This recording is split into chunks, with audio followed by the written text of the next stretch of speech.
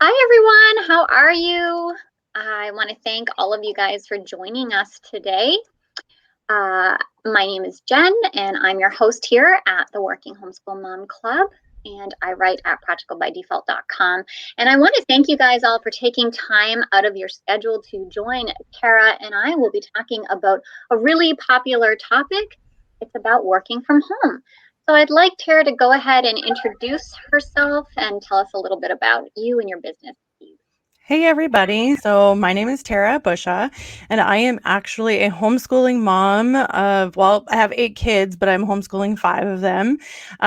Some of them have special needs. And so my business actually was established because of my life experiences with my son being in the hospital. Quite frequently, he was unexpectedly born with Down syndrome 7 months after my husband at the age of 37 had a stroke. So we've had a lot of ups and downs over the last, 10 years anyway. And so I just found that there was this need for people. I see all the time people in Facebook groups asking for work from home opportunities or how to get started with the business. And every time somebody asks, they get bombarded with, like MLM opportunities or they are concerned about scams. And so I just wanted to fill that need to come in with my expertise and help people navigate that journey. So that's how it all started. Yeah, you're right. It is an extremely important gap out there. People want to work at home and they don't know how to get started. And like you mentioned, I mean, personally, I don't have anything against MLM, but I do find that Right. you do get bombarded. That's all you hear about. And then, people have a lot of questions. I just want to let you guys know, those of you that are watching, we are using StreamYard. So in the description of this video, there are is a step for you to do. If you don't want to be shown in the comments as Facebook user, you just have to grant it permission. So if you can go ahead and click that link, and I hope you guys can hear us. If you want to let us know, I see a few of you are tuned in. So before we got started, I asked many of you to share your questions with us. So Tara's gonna tell us, give us some insight and lots of tips and tricks and strategies today. I've got all the questions, and she's gonna have the answers for us. Hopefully, anyway. Okay, so Abigail says she can hear us, so that's perfect. Thank you, Abigail, for Excellent. letting us know. All right, so many of you I know are going to catch the replay either here on Facebook or on YouTube because you work throughout the day. So I'm going to say the names of the people that gave us questions so you guys can tune in. So the first question we have is from Lenita, and she says, what websites do you use when you are looking for work at home jobs? So actually, it's amazing. Some people think that like the work from home, finding work from home is like some magical like adventure out there that just ordinary people can't find. And a lot of times I just go to companies' websites and I look at their career page, their job page, their employment tabs. And if you go through there, sometimes it will tell you right away that it's remote work, or you can type in keywords and most of the keywords that I use are either work at home, work from home, remote, or virtual. Those are generally the big four. Um, there's obviously tons and tons of blogs out there or websites out there that you can go and you can look for work from home jobs. But what I found is that a lot of these places, they only post like one job per company and that's it, when in reality if you actually go into the company website you will see that they're most likely hiring for multiple remote positions. And so, as a lot of you have seen, Jen posted my link for my remote classifieds. And actually, what I do is I send out an email with these job posts, and it is actually the company. It'll have a company listed, and then it literally has every remote job that they have available in the company that is also posted underneath their company name, because there's a lot of opportunity out there that people just don't realize. So really what I've done then over the years is I've actually, once I see that a job or a company hires remotely, I add them to my list. And then for my, for my purposes, I'm going through my list, and I will go and basically recycle through these companies to go and look for jobs. And then that's how I find them and put them in my remote classifieds email. So that's how that works. So really, if there's a company that you're interested in, just go look at the jobs tab and see if they hire remotely. That's a really good piece of advice. And I loved your remotes classified because you've done all the hard work for us. Right. It shows up right in your inbox. You don't have to worry about doing all the hard work. It's all um, what's it called? Sourced, I guess. You've Right. done all the hard work. We don't have to look for it. So I thought that was a really good resource. I will drop that in the description of this video so you guys can find it when we're finished. Right. And Okay. just real quick, I want to touch on that just real Yeah, fast. So, because absolutely. I'm giving it away for 2 weeks free for people that sign up, and it actually sometimes will even go longer than that. But, but I do. So I charge $4.97 a month for that. Now, one of the objections, and I'm not the only one that does. You'll see some other places out there that charge for this, right? And one of the objections out there is that why would I pay for a list of jobs or whatever. So one, I just want to comment because you just said that the work is done for you. It's Mm-hmm. mostly for the convenience, right? It's already done for you. So it's no different than going out and getting a newspaper subscription to purchase the classifieds so that you can do a job hunt, right? The all of the ads are already listed there for you instead of you having to go from company to company to company. So it isn't necessarily that you're being, people get alerted like, oh, I'm being scammed or whatever. I just wanted to put that out there because, like I said, I'm not the only one that charges, and there's some really great resources out there. But just if you can equate it to a newspaper subscription, then you will understand like why you're paying for that, right? So I just wanted to throw that out there because some people miss out on opportunity because they don't want to pay for that subscription or whatever through some really great places. So And it's what, $5 a month? yeah, $4.97 a month for mine. That's pretty common for other places that charge or whatever. And like I said, it's just basically for the time spent in the software. Yeah. So So it's like the cost of what? A coffee. right, right, exactly. And you get a whole month's worth of jobs right to your inbox. Yeah. Exactly. Yeah. And I think people would realize that that is definitely worth the money because of the time you would save, right? I Right. mean, most of us, at least I can speak for myself, I wouldn't even know where to get started. So you're going to answer a bunch of questions and give us a lot of advice today to tell us how to get Right. started. But this is another option, guys, if you want to save yourself time. And yeah, Abigail says it saves you so much time of searching. Right. This is an option that Tara is offering. You get it for free. And then if you want to stay with it for $5 a month, I mean, it's less than a cup of coffee. And I know I spend a lot more than that on coffee. Right. And chocolate, especially chocolate with my daughters. That's another topic. I So agree. it's I definitely worth know. it. Okay, so the second question actually has to do with this. And Lanita wanted to know what searches you use. Do you have like favorite searches that you would use? So basically, like I said, a lot of the times I go right into the company websites and I have my list. So, I recommend that if you are doing this on your own, that you are writing down the companies that you find, whether you see them in a blog post somewhere, whether you happen to see them in the 2 weeks of the classifieds that you get from me for free. If you just start making a list of the companies that you're interested in working for, and you can just keep going back to check those companies. Um, there's lots of resources out there for you to do that. I don't want to give any like particular like blog names or whatever Mhm. because I'm not like I can't I don't want to give anybody and then you get the wrong information. So I don't want Yeah. to do that. But there are lots of resources out there that are in the public eye. One thing that I recommend though, if you are looking for jobs and you're, wondering if it's a legit thing, one of the things that I use in my searches to find out if something is legitimate or whatnot is I use Glassdoor. that is a really good resource where you can find reviews and find out information from people. And then also the Better Business Bureau, that's another good place to check. And then just basic Google searches, really, like to put in a company name, because generally, if, like, let's say you Google a company name and the only thing that comes back is the company's website, you might want to step back a little bit if there's no reviews or no nothing from anyone else.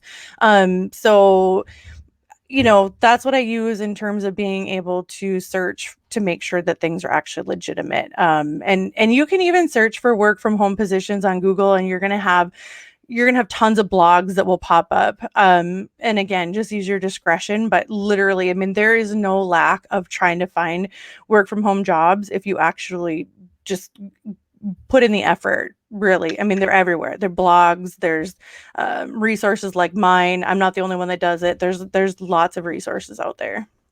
Okay. So her last question was, how do you ensure follow-up from the employer? So I assume she means after you've applied for a job. So one thing that I have learned in my few years of doing this is that it's very rare that you're going to get a follow-up after you've applied, for the simple fact that they have so many applications that they would require a full-time person just to do the follow-ups. Um, Chances are, if you are really interested in a position and you've put in and you haven't heard anything, I think you're more than welcome to follow up with them, and they'll be okay with that if you've waited a week or 2 weeks before, you send a follow-up.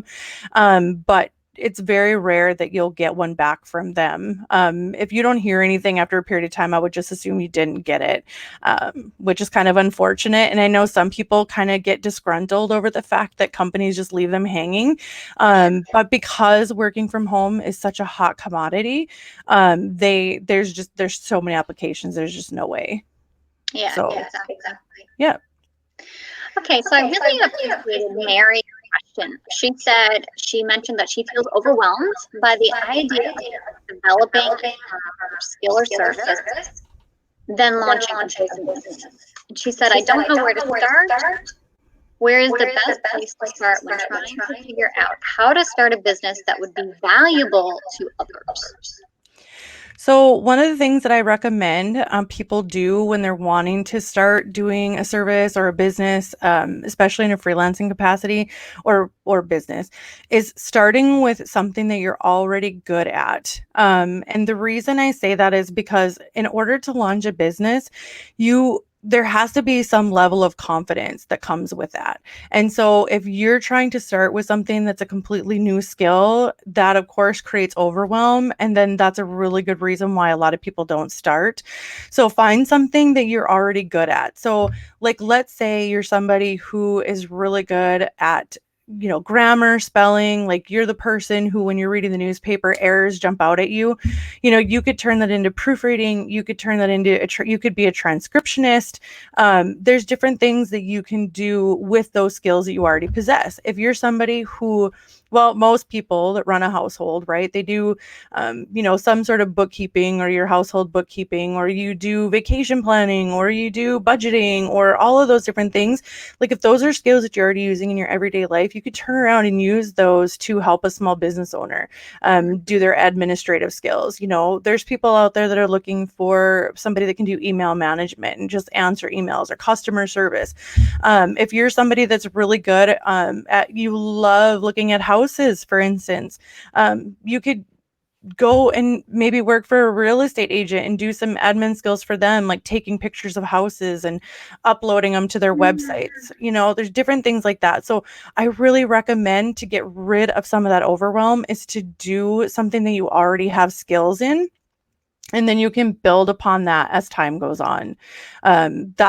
That's really the best way to get rid of that overwhelm, because this is the thing: if you have those skills, chances are somebody's either already paid you to do it, you've already been in a job, somebody's already paid you for those skills, or it's just skills that you know in your everyday life and you use them every single day, so you're very well versed in them. So that's what I recommend, is really assessing what skills you have and how you can utilize those skills to serve someone else. Yeah. And I loved the list that you gave us because there's a lot of those things that I wouldn't think of. Like if you're Right. good at taking pictures, then as you said, and if you're good at looking at houses, you could turn that into a small business, right? Or Right. like a way to help others. Right, exactly. Some people also like they love to write.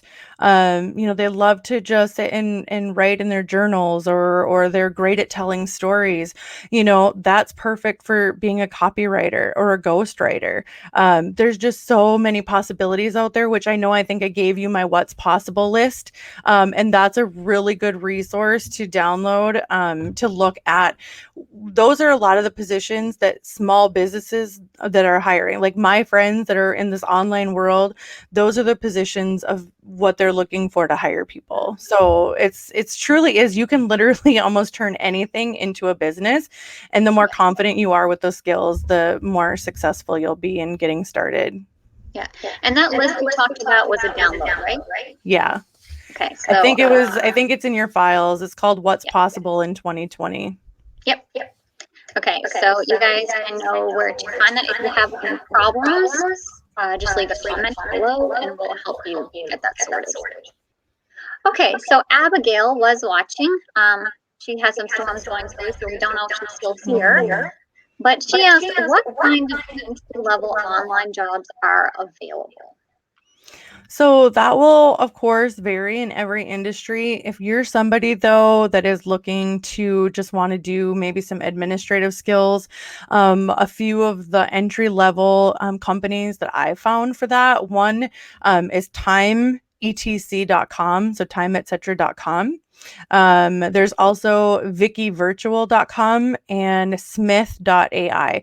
All three of those companies hire for virtual assistants. Their hours are pretty flexible. You get to pick and choose like what skills you're good at. Those I think are fairly entry level. And then also rev.com is also an entry level for people that want to get into transcription and have never done it before. As long as you can pass their tests, you can work for them. Those four are really common. I never see them take down their hiring posts. They're pretty recyclable. They don't pay the best, just if I'm being honest, they don't, but that's entry level. So if you're just somebody who just wants to make a few extra dollars a month, then those are the good ones to go for. And obviously there's tons and tons and tons of work from home jobs. So there's lots more, I'm sure, entry level. Those are just the four that I can list off the top of my head that I know are always hiring. And those would probably be the ones that would help build up your skills and your confidence too, and give you some experience. Yeah, because people are worried, like, I don't have work from home experience. So if they're going to go and apply for like a higher level job, they're concerned that they don't have that experience. So there's definitely ones that will definitely help you build that up. So, yep. Yeah. Okay, so Abigail's second question. And I do hear that echo. I think it's on your end. Is it my end? I think so. Because it just seems to be when I talk. Anyways, hopefully you guys can get the question. Do you have any tips for selling your skill sets when they don't quite match the job? Yeah, so there's a couple different ways. So basically, I would assume that if you're applying for a job that you've got some sort of skills for the job that you're applying for, to some extent. But I think if you dive deep into the things that you've already done at previous jobs, like for instance, if you were a receptionist, like some people think, well, I was just a receptionist and I answered phones or whatever. But if you think about it, what did you do when you answered those phones? You had to take a message, you had to relay that message, maybe you had to email it to your boss. Like there's usually more steps in one task than a person thinks about. So like maybe you were the receptionist, you had to deal with like petty cash and you had to keep some sort of a ledger of the cash you were spending. And now all of a sudden you're going to apply for a bookkeeping job. Some people wouldn't think to use that petty cash experience or keeping that ledger as something that they could turn around and use for a bookkeeping position, right? So it's just really taking a deep dive into what you've done at other positions to see how you can fit those pieces of what you did and spin it to to doing the job that you're applying for. If you're a receptionist and all of a sudden now you're going to go and apply for like a call center and they're going to ask like, well, do you have call center experience? Well, not necessarily call center, but if you are the receptionist, you're probably taking all the incoming calls for that company. So it's just really all in the wording. And as far as like your resume, one thing that a lot of people don't realize, and I'm just going to throw this out there. So for your resume, and especially in light of the group of people that we have here and a lot of moms who have been home for many years and now they're trying to get back into the workforce, they're concerned about the gap in their work history. Using a skills-based or a functional-based resume is actually more ideal for you. And if you don't know what that is, you can go on Google, it'll tell you more about it. But basically, it allows you to do the resume based on your skills, your skill set, and all the things that you've done versus a chronological resume, which is what we're all used to. And the chronological resume basically is a rundown of how long it took you to get those skills. You don't necessarily have to do a resume in that way. And so just something to think about. And then also, and I want to throw this out there because obviously you guys know that I teach both, just the work from home jobs and then creating your own opportunity. And for those that are creating their own opportunity, I basically tell like my students and stuff, don't worry about the resume because you're a business owner, right? You're a business owner and you have to set that tone ahead of time. So like you wouldn't ask your plumber for their resume, right? So even if you're going to be a transcriptionist, whether you're going to be a copywriter, or whether you're going to be all these things, setting that tone ahead of time that you're a business owner and you don't hand out a resume will do wonders for you in the future. So I just had to throw that out. No, it's a great point. Yeah. And many are worried about that. When I returned back to work, that was one of my concerns is I had been at home with kids for a while. Not years and years, but how was I to enter the workforce when according to them, the skills that I had as a stay-at-home mom, how do you write that down? So that's a type of resume I used, and I had never heard of it until that point. I was like, oh, okay. So that's really important. Definitely. Okay, so CM had lots of great questions, so we're just going to ask one at a time. She said, are there any degrees, certificates, or other educational paths that can propel someone into working from home? So this all depends on, again, which journey you're planning on taking. So if you're somebody that is looking at getting a job, then obviously the degrees and the certifications that are going to be required are going to be based on the company and what they're looking for. If you are somebody who is looking to create your own opportunity with skills that you already have, or maybe you want to venture out into learning new skills, then that I'm a big proponent on self-education. I 100% believe in taking, in joining workshops, in taking courses, really truly, because the people that are teaching these courses or these workshops have already walked the walk and they have already made all the mistakes. They have already done all these things, right? And so you're basically getting to hop in behind them and they're walking you step by step. So, it's really going to depend on what your journey is.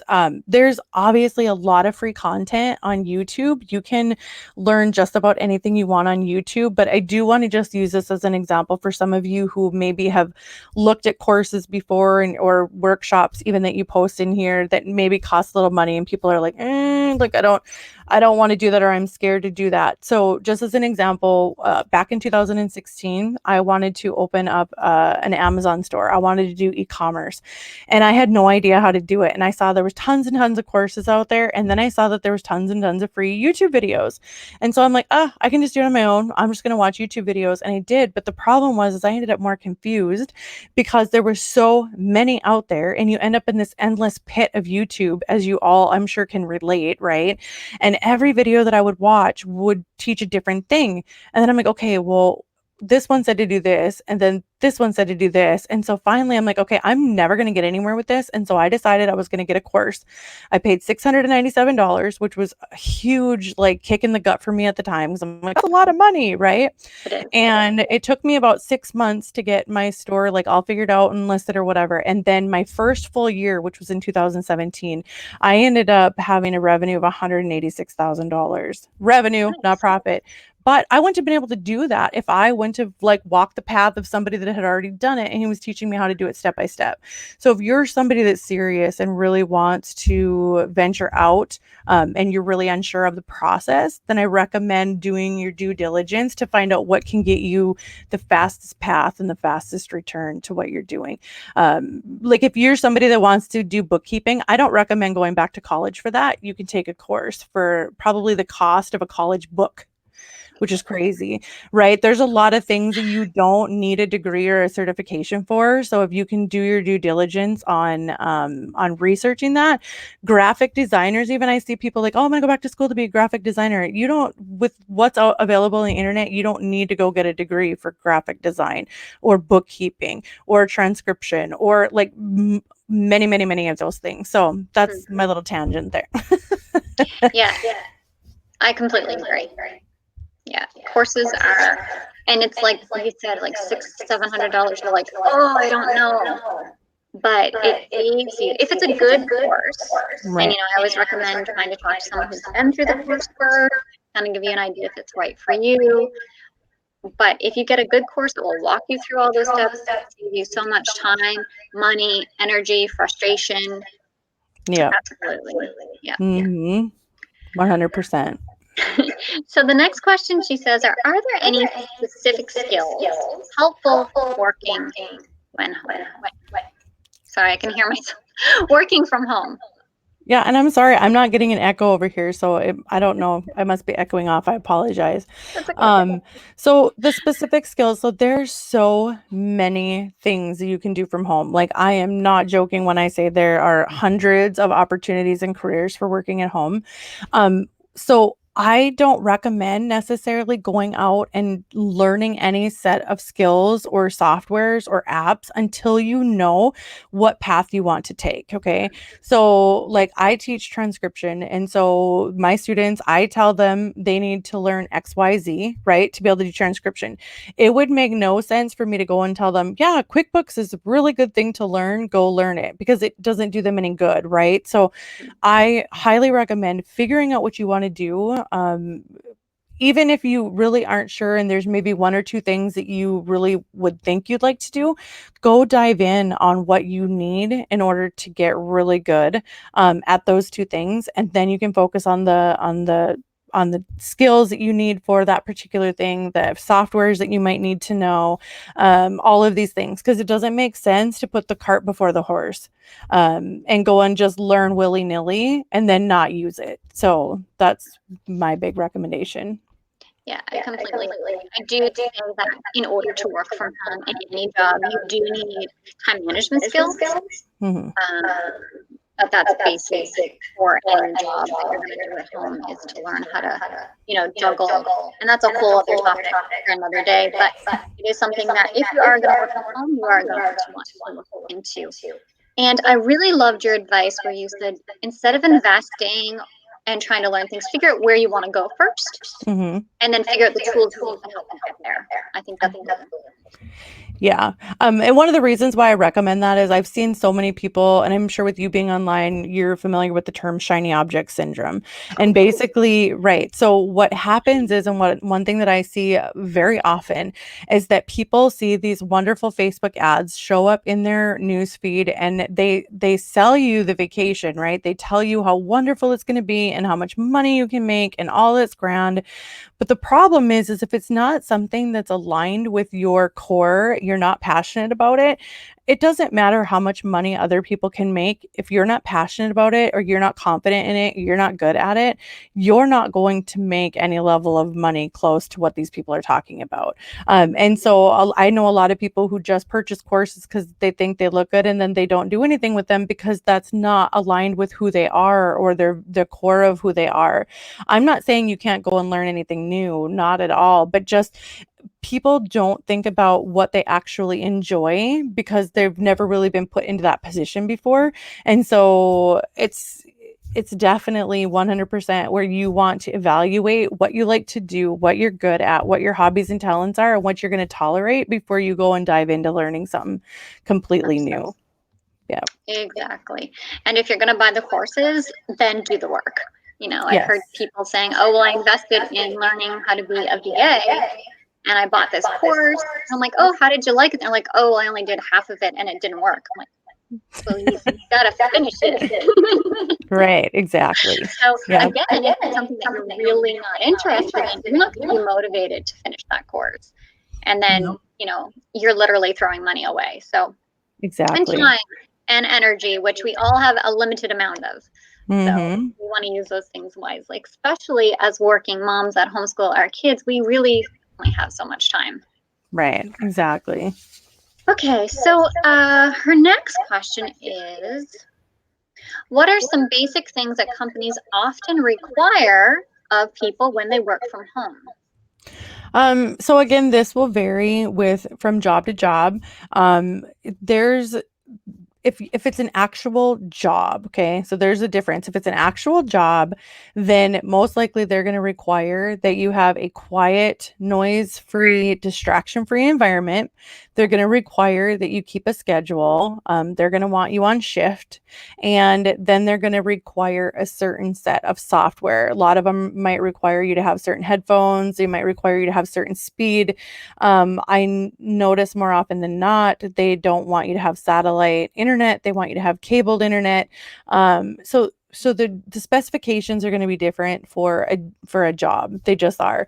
But then there's companies who actually, so I want to set this straight. So there's companies that hire freelancers or independent contractors, right? And so basically it's like an employee. They tell you, what jobs they want you to do and this and that and the other, and then they determine your pay.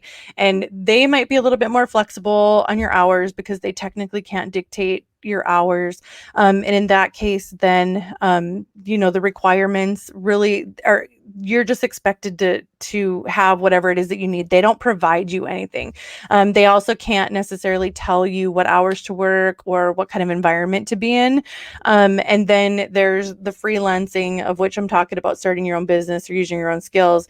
And in that case, then you're the business owner, so you're the one that gets to dictate what you have available, whether or not you're willing to do certain tasks, if you have certain equipment and things like that.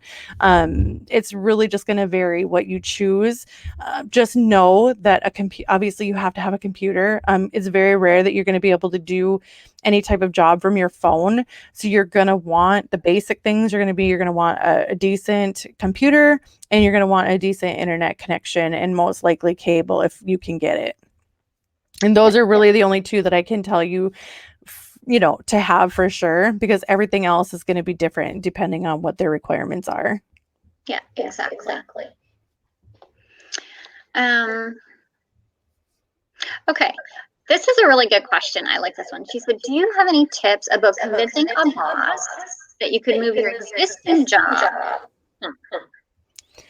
So if we weren't in the middle of COVID-19 where everybody is working from home, all of these people basically said, no, we can't be remote. And then guess what? In a week, they were all remote. I think the biggest thing I would have said before this would be to, present your boss with some statistics about how, productive, how many people are doing it, how productive you can be, much more than being in the office.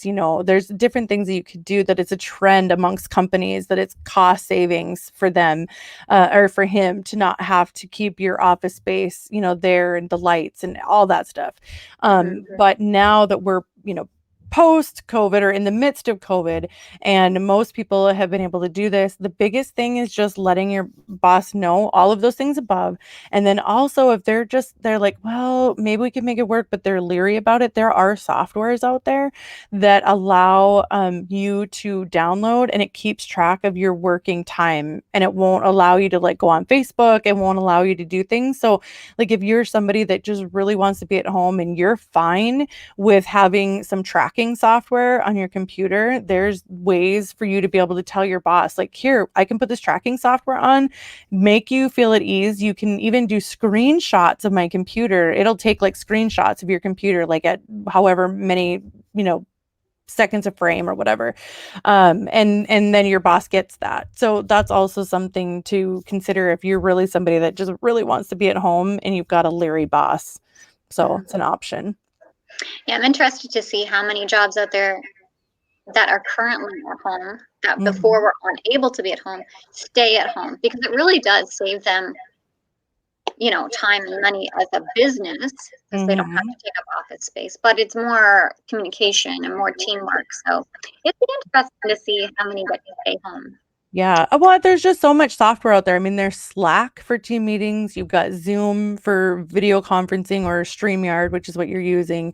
There's so much software. There's like Monday.com and Trello for project management. And so, I mean, it really is like right now. I mean, if a person sat down and did all of the research and you wrote up something for your boss and be like, here, we can use this, and this is how we can do it. Like, I mean, it'd be hard for them to say no, quite honestly.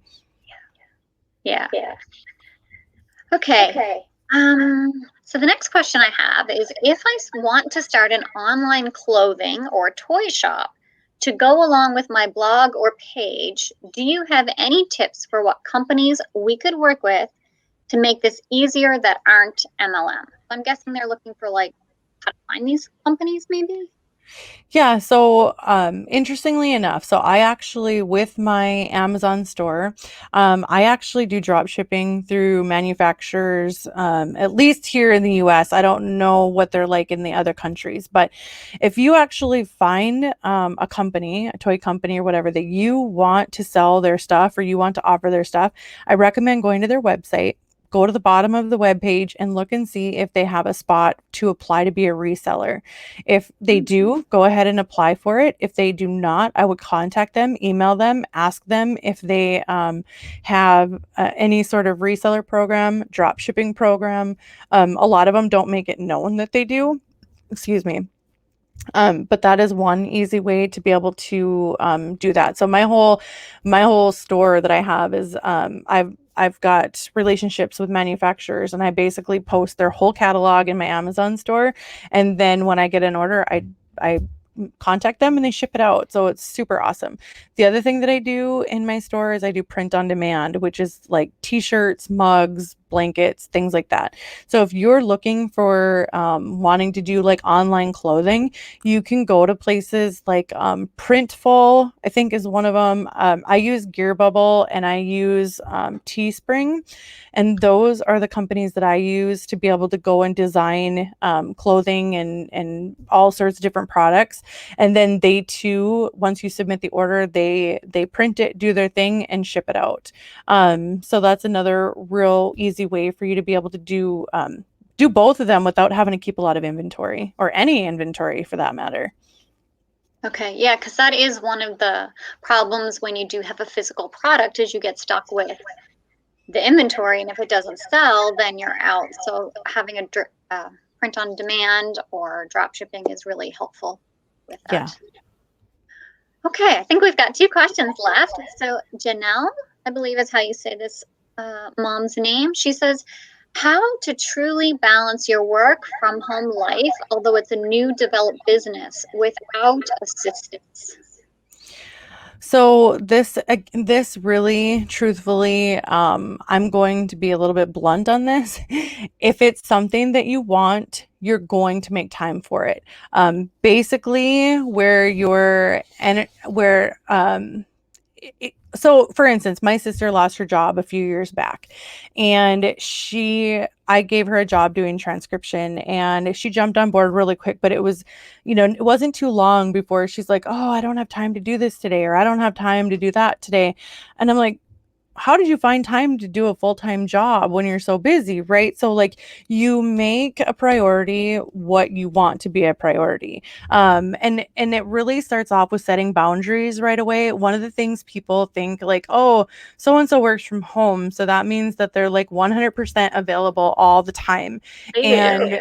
Yeah, and if you allow that to be the case, then people are going to think that's the case. So you need to set those boundaries first and foremost with people that your job is just as important as theirs, even though you're working from home or you're, building your business. I also recommend like replacing like things if you really want to do this, like replacing like Netflix with YouTube or documentaries, replacing reading like romance novels or magazines with like self-development books, right? Like it's basically in order to make time for things, sometimes we have to take one thing out of our schedule to replace it with another. It truly is about commitment and really wanting to make this stuff happen because it's not going to happen on its own, right? So it's I just really recommend that if you're trying to do this on your own, you are, you want to make this happen, and balance your work life. Just make priority what you want to be a priority. For me, like I stay up way past my kids at night, because that way I can sit here and I can work uninterrupted. And so I'm giving up sleep to build my business. And not everybody can do that, but I just really suggest that you maybe do kind of a time study on your day and find out where your time is being spent. I see a lot of people say, well, I don't have time for this or that, the other. But then if you put that app on your phone that like tracks how much you're like on Facebook or Instagram or whatever, some people are wasting 2, 3, 5 hours a day just scrolling on their phone. And if you could like discipline yourself, like when you're aware, and you can discipline yourself like, oh my gosh, I'm spending all that time on Facebook, I'm going to put my phone away and I'm going to focus on something else, then that is really where your balance can come in. If you're somebody that's working a job, like, and you're wondering, well, how do you balance work and whatever, the nice part about being at home is that, normally if you're out working during the day and then you come home and you have to do all the household things, you have to do the laundry, the dinner, the kids' baths, all these things. If you're working at home, like use your breaks to like go in and throw a load of laundry. And then on your lunch break, you can throw them into the dryer or, just really utilizing your time in the best way, is really helpful. So that's how I really can tell people is how do you balance it all? It's just putting your energy into making it work the Yeah. best that you can. Yeah. And I have a lot to say about that too. But Janelle, who is here watching, yay, she says, yes, I work all the time and I have a multi-business. What's the name of the app? She thinks she's asking the name of the app that tracks your time. Is that correct, Janelle? That, says whether you're on Facebook or Instagram, or do you have a name of that? I know there's one I've used. I think so I have an Android and I want to say that on my Android, it's called Action Dash. Let me see. I'm looking at it right now. Action Dash, I think, is the one that's on Android. I don't know what it would be for Apple. Yeah. And it's literally mind blowing when Yeah. you do it and all of a sudden you're like, oh my goodness, I just wasted so many hours. How did that happen?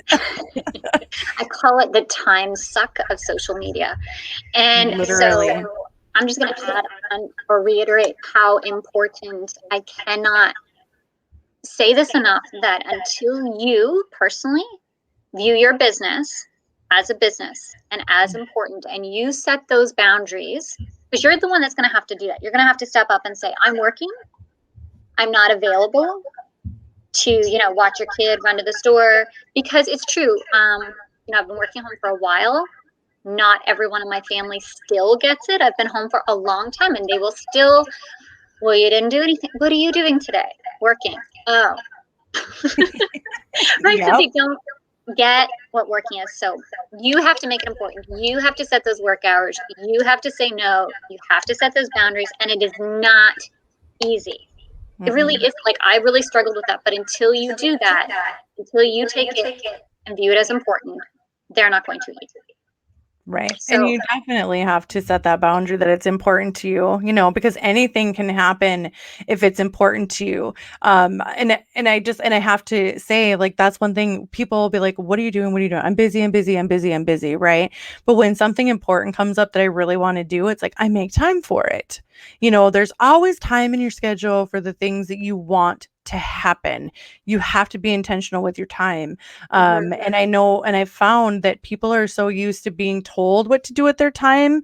Obviously, because if you have to be at work between 8 and 5, like somebody's telling you that you have to do it. Somebody's telling you that you need to do this task or that task. And so all of a sudden to put that on your own self, to be that disciplined, it's hard. It's sometimes hard. But when, like Jen said, when you make it a priority, that's first and foremost, is that's where how you're going to be successful. One of the things, like, I've learned from Tony Robbins, saying energy flows where your attention goes. And so to keep that in mind, like, to know that that's wherever you let your attention go, right? That's where your energy is going to come in. So if you're focused on your business, that's, you're going to have the energy behind that, to mhm. put it together. Yeah, and not to underestimate those little pockets of time. So when I started working at home, I started my own business. I was working outside the home full time, homeschooling 2 kids. And, those pockets of time, those 30-minute pockets, I don't know what else to call them, the little thing, you can get a lot done if you have a Mhm. focused attention and, you block out everything else. Don't underestimate those 15 minutes.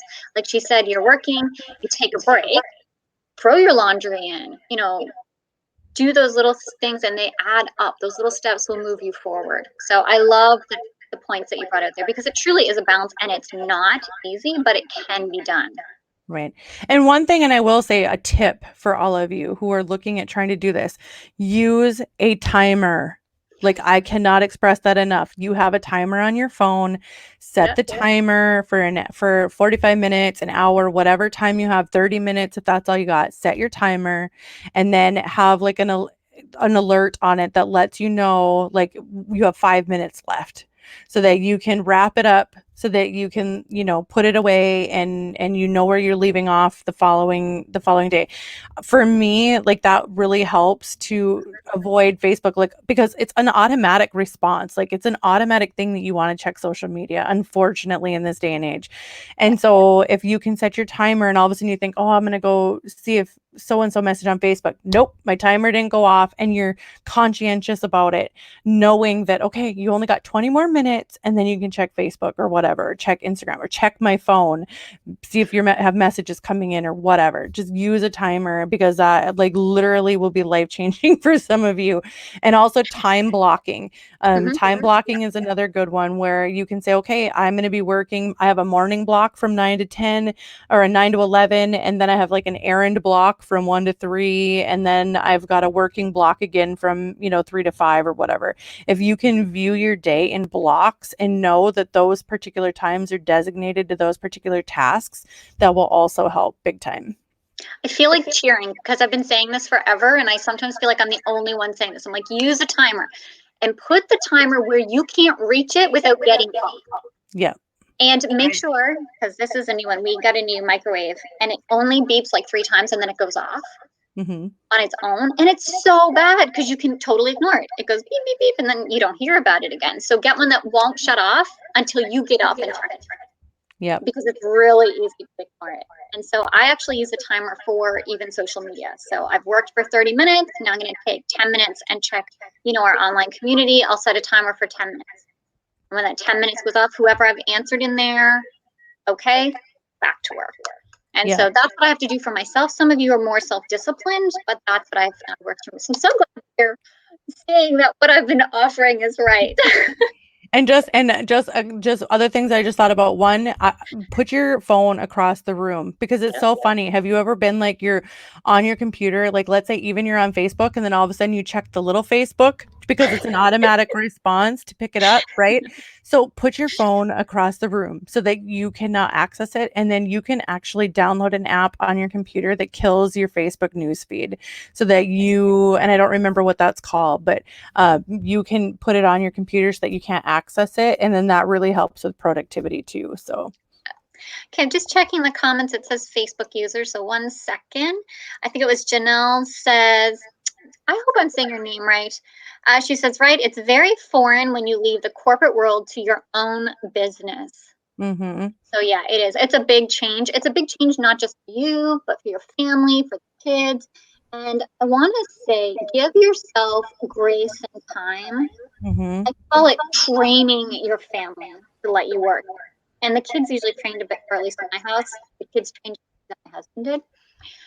But just because it was a big change, right? And so people are resistant to change. So, you know, not everything can go perfectly, but just keep going, keep trying. You know, as she said, use a timer. Maybe the timer doesn't work so perfectly the first time. Don't give up. Keep going. Yeah. Those were really, really good advice. Of course, I really liked it because maybe people will listen. I don't know. Yeah. Okay, so there's one more question we had. And it was, how long would you say it takes to adapt to a new virtual project with frequent changes in platforms and workflow, including inconsistent hours? So this is actually kind of a loaded question in a way because it literally I mean, there's so many factors that I can't really answer properly, I suppose you could say. It depends, are you the type of person that has the learning style that is able to pivot quickly, or are you somebody that's resistant to change? If you're somebody that's resistant to change, it's going to be really hard for you to constantly be switching your platforms and switching your projects and things like that. I know that in some cases it's hard to avoid that, especially like if you're working like as a virtual assistant, let's just say, and you have 5 or 6 clients and they all use different softwares. Like I can see where that would be time consuming to learn them all, but hopefully your clients would be consistent month over month where you would just get used to learning all those platforms and working on those platforms. If it's a constant change though, which I'll just use this as an example. So I was a transcriptionist for about 20 years. And I worked for a couple different services at that time before I realized I could find my own clients. And so I worked for a service, and one of the most annoying things ever was that this particular service had so many clients that it was very, very rare that I would get the same one twice. And when you're doing transcription, like, learning somebody's dialect and the way and their tone and the way that they speak was a huge, huge deal because transcriptionists are usually paid on production. And so the pay stunk because you could never get used to one person, right? So unlike when I went and found my own clients and it was the same people over and over and over again, where then you could start using text expanders and abbreviations and templates and things like that. Don't underestimate how important it is to have repetitive work. And so if you can somehow avoid having to switch between platforms and stuff like that, I highly recommend it, because it's not conducive to making money and production. If it's something that you can't avoid, then I mean, I recommend just doing what you can, utilizing YouTube and Google for instructional videos. I think sometimes people forget that you can go and learn just about anything on there. So for instance, on my platform that I use for my websites, if I don't know how to do something, I go and I Google it and it literally will pop up and somebody will be doing a step-by-step video. And instead of me trying to figure it out on my own, I watch the step-by-step video and I've got it figured out in like way faster the time than I would have if I would have just kept trying to figure it out on my own. Yeah. Yeah, that's a really good list. And it's a really difficult question to answer because it really depends on a lot of different things. But I think that was really good advice. So that's our last question. Tara, did you have anything that you wanted to share with us? I think the biggest thing for me, like when I go out and I on my rah-rah, to people is that don't underestimate the skills that you know that could benefit somebody else and that somebody else would pay for. I know one of the biggest things is people say, well, I want to work for myself, but I don't know how to get started or how would I find clients? There are 7 billion people on this planet and there's no lack of clients. I can tell you that right now because basically you can probably only serve five, 5 or 10 out of 7 billion people. And so just don't underestimate what you have already in your arsenal that you could utilize to truly have and live the life that you want to have with freedom and flexibility, and just know that it is possible. I know there's plenty of people out there that want to do the job, and that's perfectly okay. That's what we know in society. But for some of you, it's just not conducive with your life. For me, I've got 8 kids. I homeschool. I've got a kid with Down syndrome who has therapy appointments and doctor appointments, and 2 kids that are diabetic. And so it's just appointment, appointment, appointment. And so for me to be able to sit here and work an 8-hour shift, there's just no way. So for some people, I know that it is impossible, and just don't let that fact where you think like, well, I can't work a job mean that you can't create your own and have amazing opportunities, because it's literally our possibilities are endless, and just remember that. Oh, I wanted to ask you before we go, can you tell us a little bit more about your Facebook? Because you have a group, right? Yeah, so I have a Facebook group called Laptop Life Accelerator. That's actually I go in there. I'm very active in there. People come in there and they ask questions about their journey into freelancing. I will give lists of how do you work from home with kids? How do you avoid scams? How to do the job searches, things like that. So I used to post work from home jobs in there, and then I transitioned it to Mhm. freelancing and really just focus on just letting you guys know what's possible. The last 2 weeks, I've done trainings on like how to become a social media manager, how to be a copywriter, a ghostwriter, transcriptionist, like all sorts of different things that I'm in there talking about. So Okay, great. So I'll put that link also in the description of this video when we're done. So I encourage anyone who wants to pursue that type of job to go ahead and click on the link. You probably have membership questions to answer, so make sure you answer any questions that pop up, and Tara will look for you. all right, awesome. I appreciate the opportunity. If anybody, has questions, I'm in this group because I homeschool, so I'm available night or day.